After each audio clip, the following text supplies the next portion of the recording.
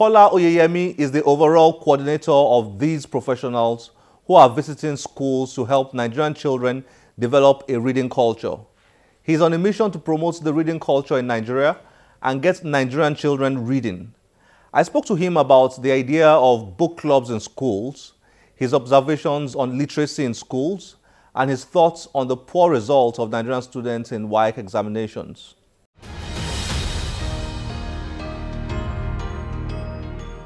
Setting up book clubs in schools, particularly not the elitist schools, I guess. Absolutely. More of the low-level, rural, interior schools. Now, that's a very fascinating idea, fascinating project. How are you doing it, and how important is it for us to set up book clubs in schools? Well, when you look at the genesis of all of this, if somebody is grown up and you try to change him at the middle age, it's a tough call.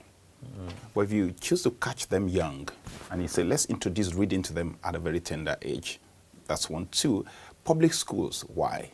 Reason is also the fact that where you have some of the most underprivileged people who won't even have access to books at all, you find a whole lot of them within the public schools, even though this project is not just strictly for public schools, it's to any school that is willing to open their doors to us. But there's a whole lot of emphasis on the public schools. And so for our desire is to say at that level, if we can engage them at a tender age, get them to love reading, then it becomes a lot easier to build on that platform. Okay? Now, how do we do this? We've been very blessed, or should I say I've been very blessed with people, okay, people who are very knowledgeable about reading, people who actually went to study about reading and encouraging reading in people, and they've been behind it. I mean, I can't lay any claim to any success on this without mentioning the program director, that's Winnie Aduayi. Her name is Winifred Aduayi, Bakola Winnie Aduayi, who's had to sacrifice her time, her energy, and most importantly, her family life to leave her job in the US for 1 year. I hope she will extend it, okay, to come and help to put Ignite on a solid foundation, using the experience she's had with the UN, using the experience and the knowledge she's had and garnered when she went to school to learn about this, and what she's done in our own private capacity in the US with a reading club of people that she's put together that is working. And so what she's doing for me and for Nigerians is to see how do we replicate the successes we've seen elsewhere in the world here in this country, especially because the need here is huge, is humongous. And so she's put together a very sound structure and framework that will make this work. And it's quite a very comprehensive structure that today I'm very delighted that it is working. How big is the problem? Should we be declaring a state of emergency in our schools? What have you experienced going into all those schools all over the country? If I tell you the problem is big, maybe we need to look for another adjective. The problem is scary. It's a tragedy. So saying we should declare a state of emergency is an understatement. It's really, really, really bad. When you find situations where you get into schools and not just the students have challenges, even the teachers have challenges, okay? You get into schools and you find an SS2 students who cannot read. You find students who have never been introduced to any other book minus the textbook that the school finds on the curricula. And then you ask yourself, these guys are growing, they will pass out of the school. But what kind of passing out do we have? Look at the last 6-7 years of our life as a nation. The failure rate in national exams has been between 70 to 80%. Now, that's a whopping disaster. It is. Now, if we do not arrest that, we have a ticking time bomb that's going to explode in our faces. And so for me, it's a tragedy that we should declare a national emergency on reading. To say, let's get people back to loving reading and loving books.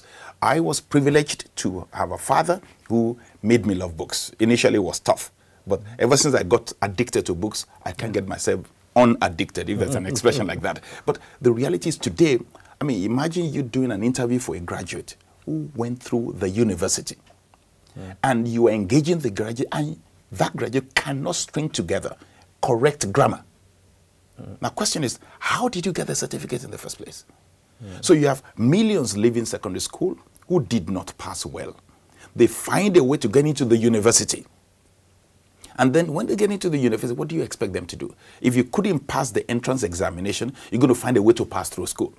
So you say occultism is growing, it will grow. You find situations where people now tell you, you don't have to go to school to be rich.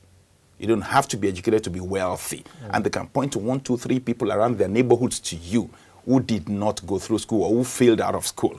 And so how do you then motivate a group of people like that to say, come and read, if there's no genuineness and you don't put the systems and the process and the structures and make it a legislation to say nobody will go through school without having met this minimum criteria. Now, when that is there and people know that it has to be done, then some compulsion gets into it and we can find some bit of a change. But right now, what we're doing has no compulsion. It's a voluntary thing that is dependent on the effort of one man and a group of people who have chosen to dedicate their time and life and resources to making this happen. The statistics here says less than 45% of those who sat for the 2015 West African Senior School Certificate exams passed with credit grade and above. Less than 45%.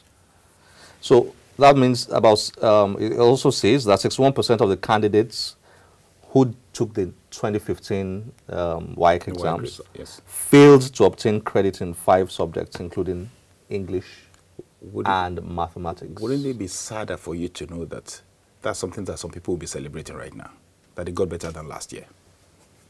That's how tragic this is, because they've seen war scenarios, okay? There's been a failure rate that was, a particular year was as high as 83%, okay? So it's a very tragic scenario that we have on our hands. And these are young people with a whole lot of energy.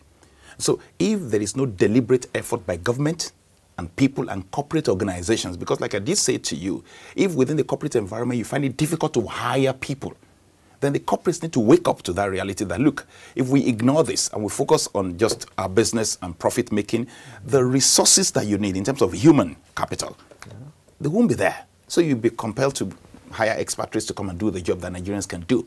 And so it's something that is all inclusive in terms of the need and the requirement for people, both government and individuals, to embrace the reality that we have a tragedy on hand and we need to deal with that tragedy.